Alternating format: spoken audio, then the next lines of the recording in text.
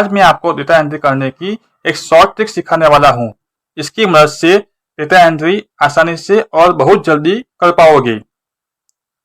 इसके लिए short trick है ऑल्टर डी ओ प्रेस करने से फॉर्म जनरेट होता है।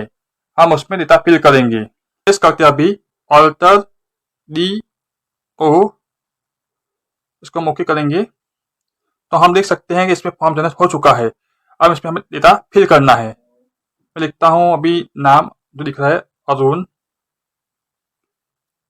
टैब दबाएंगे, इसमें मार्क्स लिखेंगे हम 67।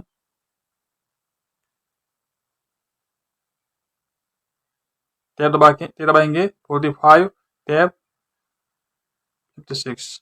अब यहाँ पे सिर्फ न्यू करना है तो एंट्री हो जाएगी। फिर दूसरी एंट्री हम लेंगे, इसका नाम रखेंगे विवेक। उसके लिए मार्क्स लिखेंगे हम 67, 32, 78। फिर हम उसको एंट्री को करने के लिए हम न्यू दबाएंगे तो दो एंट्री हो चुकी है।